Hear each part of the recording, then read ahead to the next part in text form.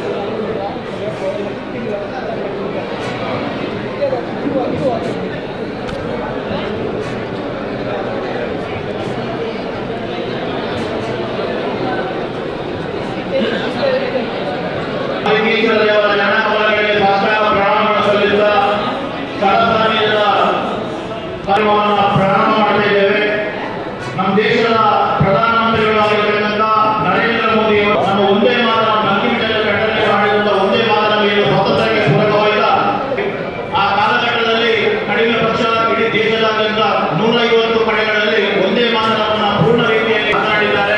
ಅದೇ ರೀತಿ ದಕ್ಷಿಣ ಕನ್ನಡ ಜಿಲ್ಲೆಯ ಬೇರೆ ಬೇರೆ ಕಡೆಗಳಲ್ಲಿ ಇವತ್ತು ಬೆಳಗ್ಗೆ ನಡೆಸಿದ ಕಾರ್ಯಕ್ರಮದ ಮೊದಲಿಗೆ ಬಂಕಿಂಚದಲ್ಲಿ ರಚಿಸಿದಂತಹ ಒಂದೇ ಮಾತರ ಗೀತೆಯನ್ನ ನಗರಸಭೆಯ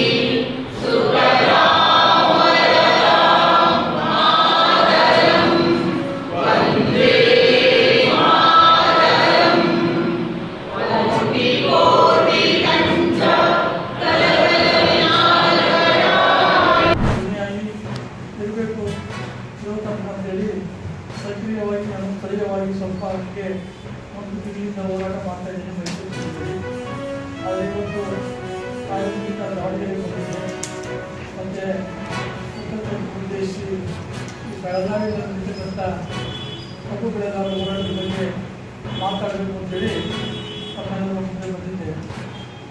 ಕಳೆದ 7 ದಿನಗಳಿಂದ ಯಲ್ಲಾಪುರದಲ್ಲಿ ಕಬ್ಬು ಬೆಳೆಗಾರರ ಹೋರಾಟ ನಡೀತಾ ಇದೆ.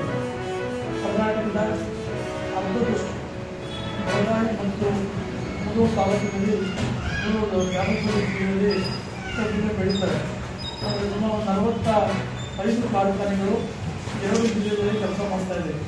ಕರ್ನಾಟಕದಲ್ಲಿ 80 ಸಕ್ಕರೆ ಕಾರ್ಖಾನೆಗಳಿವೆ. ಸುಮಾರು 1 ವರ್ಷ 5 ಕೋಟಿ 40 ಲಕ್ಷ ಟನ್ ಕಬ್ಬನ್ನು ಮಾಡಿದ್ದು. ಈ ವರ್ಷ ಅಂದಾಜು ಸುಮಾರು 6 ಕೋಟಿ ಟನ್ನಷ್ಟು ಕಬ್ಬು ಆಗ್ಬೋದು ಅಂತ ನಾನು ನಿರೀಕ್ಷೆ ಇಟ್ಕೊಂಡಿದ್ದೀನಿ. ಕಬ್ಬು ಹಾಕಲಿಕ್ಕೆ ತುಂಬ ಜಾಸ್ತಿ ಆಗಿದೆ. ಮಾಹಿತಿಯಲ್ಲಿ ಮಾತು ಹೇಳ್ತಾ ಇದ್ದೀವಿ. ರಾಜ್ಯ ಸರ್ಕಾರ ಕಳೆದ 7 ದಿನಗಳಿಂದ ಚಳುವಳಿ ಮಾಡುತ್ತಿದ್ದು ಕೂಡ ರೈತರ ಬಗ್ಗೆ ಆ ಭಾಗದ ಸಮಸ್ಯೆಗಳಿಗೆ ಗಂಟು ಚಿಂತನೆ ಮಾಡಿಲ್ಲ. ಯಾಕೆಂದರೆ ಸರ್ಕಾರಿ ಮಾಲೀಕರುಗಳೇ ಮಂತ್ರಿಗಳು, MLAಗಳು, FDಗಳು ಇರೋದ್ರಿಂದ ರೈತ ಚಳುವಳಿ ಬಗ್ಗೆ ನಿರ್ಲಕ್ಷ್ಯ ಹೋಗ್ತಾರೆ.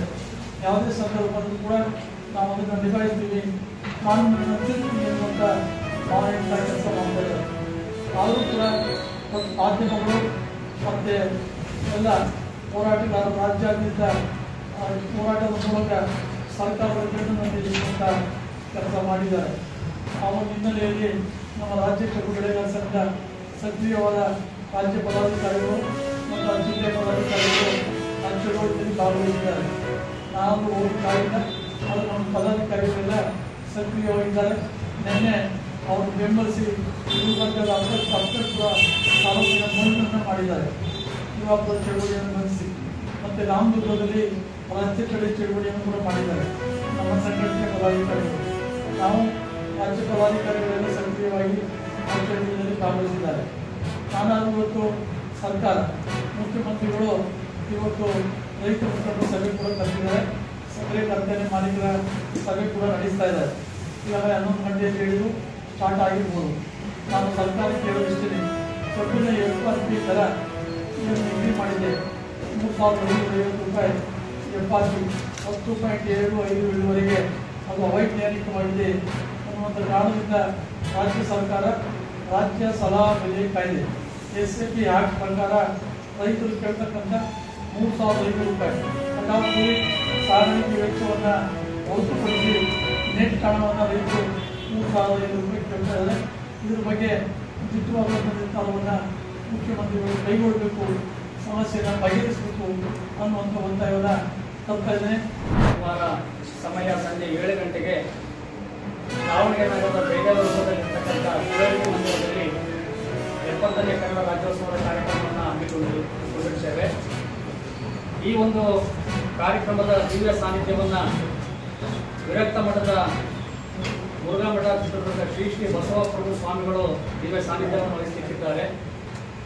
ಉದ್ಘಾಟನೆಯನ್ನ ಜಿಲ್ಲಾ ಉಸ್ತುವಾರಿ ಸಚಿವರಾಗಿರ್ತಕ್ಕಂಥ ಮಲ್ಲಿಕಾರ್ಜುನ ಅವರು ಉದ್ಘಾಟನೆಯನ್ನು ಮಾಡಿದ್ದಾರೆ. ತಾಯಿ ಭುವನೇಶ್ವರಿ ಭಾವಚಿತ್ರಕ್ಕೆ ಪುಷ್ಪಾರ್ಚನೆಯನ್ನ ಜನಪ್ರಿಯ ಸಂಸದರಾಗಿರ್ತಕ್ಕಂಥ ಡಾಕ್ಟರ್ ಪ್ರಭಾ ಮಲ್ಲಿಕಾರ್ಜುನರವರು ನೆರವೇರಿಸಿಕೊಂಡಿದ್ದಾರೆ. ಈ ಕಾರ್ಯಕ್ರಮದ ಅಧ್ಯಕ್ಷತೆಯನ್ನ ನಮ್ಮ ರಾಜ್ಯಾಧ್ಯಕ್ಷರು ಹಿರಿಯ ಹೋರಾಟಗಾರರಾಗಿರ್ತಕ್ಕಂಥ ಸನ್ಮಾನ್ಯ KG ಯಲ್ಲಪ್ಪನವರು ವಹಿಸಿಕೊಂಡಿದ್ದಾರೆ. ಮುಖ್ಯ ಅತಿಥಿಗಳಾಗಿ ಮಾಯಕೊಂಡ ಕ್ಷೇತ್ರದ ಶಾಸಕರಾಗಿರ್ತಕ್ಕಂಥ ಬಸವಂತಪ್ಪನವರು, ಜಿಲ್ಲಾಧಿಕಾರಿಗಳಾಗಿರ್ತಕ್ಕಂಥ ಗಂಗಾಧರ ಸ್ವಾಮಿರವರು, ಜಿಲ್ಲಾ ಪೊಲೀಸ್ ವರಿಷ್ಠಾಧಿಕಾರಿಯಾಗಿರ್ತಕ್ಕಂಥ ಶ್ರೀಮತಿ ಉಮಾ ಪ್ರಶಾಂತ್ ರವರು, ಹರಿಹರ ದಾವಣಗೆರೆ ನಗರಾಭಿವೃದ್ಧಿ ಪ್ರಾಧಿಕಾರದ ಅಧ್ಯಕ್ಷರಾಗಿರ್ತಕ್ಕಂಥ ವಿಜಯ್ ಕೆ ಶೆಟ್ಟಿರವರು, ನಗರ ಪಾಲಿಕೆ ಆಯುಕ್ತರಾಗಿರ್ತಕ್ಕಂಥ ಶ್ರೀಮತಿ ರೇಖಾ ಅವರು, ವಿಶ್ವಚೇತನ ವಿದ್ಯಾಸಂಸ್ಥೆ ಮುಖ್ಯಸ್ಥರಾಗಿರ್ತಕ್ಕಂಥ ಶ್ರೀಮತಿ ಡಾಕ್ಟರ್ ವಿಜಯಲಕ್ಷ್ಮಿ ಇಂದಿರಾ ಮಾಜಿನಿಯವರು ಹಾಗೂ ಅತಿಥಿಗಳಾಗಿ ಜಿಲ್ಲಾ ವರದಿಗಾರರ ಕೂಟದ ಅಧ್ಯಕ್ಷರಾಗಿರ್ತಕ್ಕಂಥ ಶ್ರೀ ನಾಗರಾಜ್ S. ಬಡದಾಳ್ರವರು, ರಾಜ್ಯ ಉಪಾಧ್ಯಕ್ಷರ ರೈತರ. ಆದ್ಮೇಲೆ ಎಲ್ಲ ಸುದ್ದಿಗಳನ್ನು ನೋಡಿದ್ರಲ್ಲ, ಏನು ಅನಿಸ್ತು ನಿಮಗೆ? ಇದರಲ್ಲೇ ನಿಮ್ಗೆ ಲೈಕ್ ಆಗಿರ್ಬೋದು, ಡಿಸ್ಲೈಕು ಆಗಿರ್ಬೋದು, ಕಾಮೆಂಟ್ ಬೇಡಪ್ಪ ಅಂತೂ ಅನಿಸಿರ್ಬೋದು, ಕಾಮೆಂಟ್ ಮಾಡಬೇಕಪ್ಪ ಅನಿಸಿರ್ಬೋದು, ಶೇರ್ ಮಾಡಬಾರ್ದಪ್ಪ ಅನಿಸಿರ್ಬೋದು, ಅದು ಮಾಡಬೇಕು ಅನಿಸಿರ್ಬೋದು. ಏನಾದರೂ ಆಗಲಿ ಶೇರ್ ಮಾಡ್ತಾಯಿರಿ, ಈ ನ್ಯೂಸ್ಗಳನ್ನ ಹಂಚ್ತಾ ಇರಿ, ಜೊತೆಗೆ ಇದಕ್ಕೆ ಸಬ್ಸ್ಕ್ರೈಬ್ ಆಗ್ತಾಯಿರಿ ಅಂತ ಹೇಳ್ತಾ H60 ನ್ಯೂಸ್ ಅರ್ಥಾತ್ ಹೇ ಸೀತಾರಾಮ್, ಇದು ಸತ್ಯದ ಕೈಗೆ ನಡಿ. ವಂದನೆಗಳು.